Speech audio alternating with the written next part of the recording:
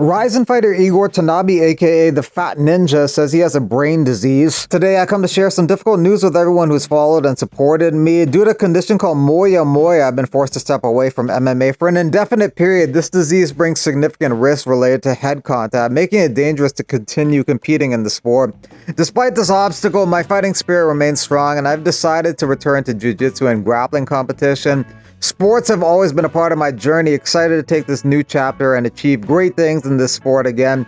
Thank you so much to each of you for your support as always. I count on you in this new stage in my journey. Thank you for believing in me. With Moyamoya, your brain's blood vessels narrow, so it could lead to stroke, seizures, and other problems. Despite Moyamoya being a rare condition, it's coming up more and more in MMA. Like Josiah Harrell was supposed to make his UFC debut against Jack Della Maddalena, but just before the fight, it was revealed that Harrell was diagnosed with Moyamoya disease, so of course they removed him from the fight.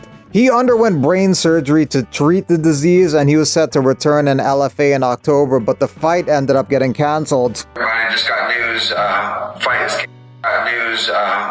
is canceled. Not anything on our part. EKG came back good. Blood came back good. Eyes came back good. It was getting someone to sign off on a physical. So the physical itself, we made all the check marks and all of those things were good. But when it came down to a doctor needing to be liable for what could happen, nobody was willing to sign off on that. I apologize. Same thing happened to Vince Murdoch out of Team Alpha Male, who was about to make his UFC debut, but then they found out that he had Moyamoya, so his fight was off. He underwent brain surgery, came back the next year on the Contender Series and lost, came back the next year on Tough and won one and lost one. In both his case and Harrell, making it to the UFC may have saved their lives because it was their pre-fight examinations which revealed the condition. That fact doesn't weigh lightly on the mind of Murdoch. Given what I know now, I'm actually incredibly grateful, lucky even. I believe I got to keep my life because of that debut, so maybe I don't make the walk to the octagon, but I made others, and I believe I will make more. But ultimately, being alive trumps any walk to a cage. Sometimes life's blessings are disguised as adversities. Merab on his fight next month against Umar says, I know Umar is going to be a tough fight, a good fight. Of course, I'm going to be looking for the finish.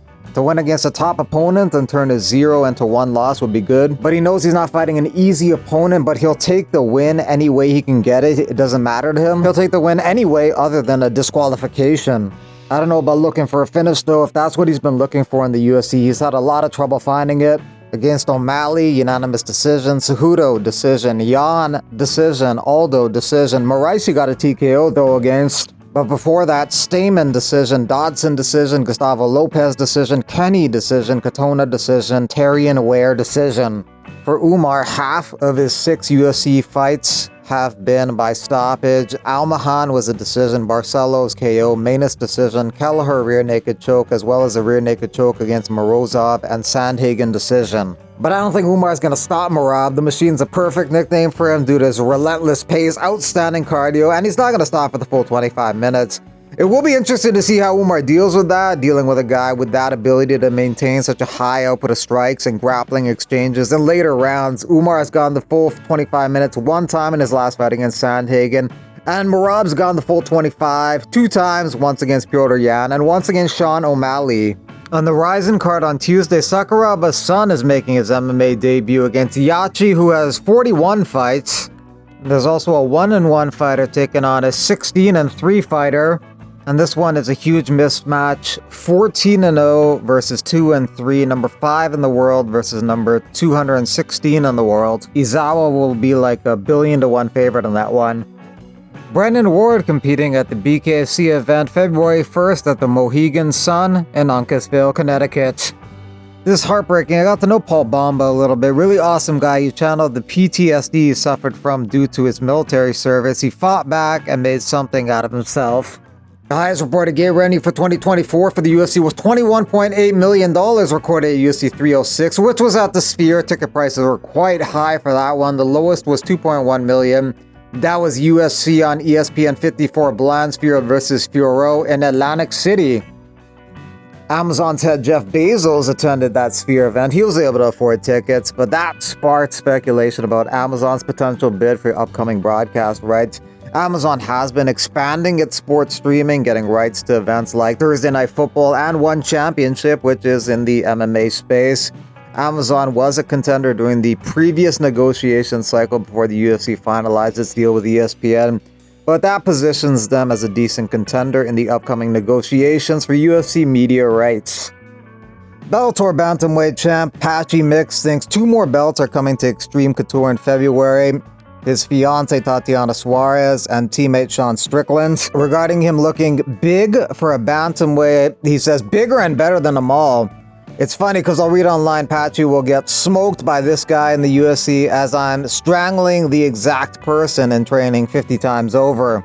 He is one among the many unhappy Bellator fighters who are looking to migrate elsewhere, like into the UFC soon. Pitbull is the most vocally unhappy. He wants out. They tell him, we'll get you a fight in April.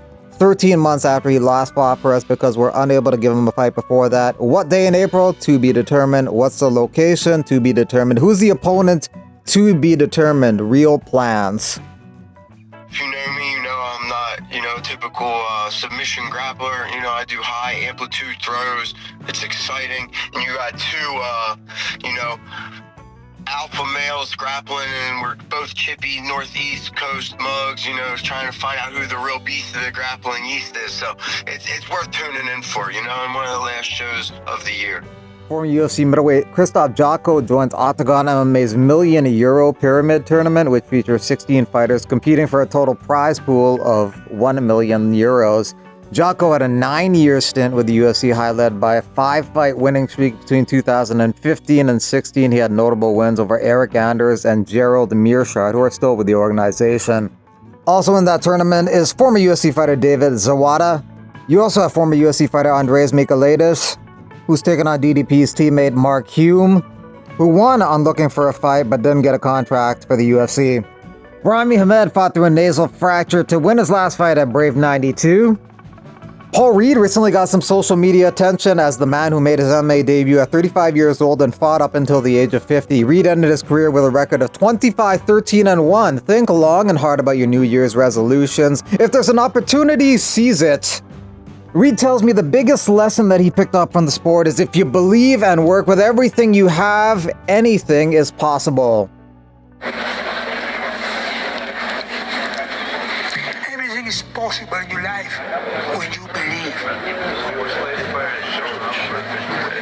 When you believe, everything is possible. You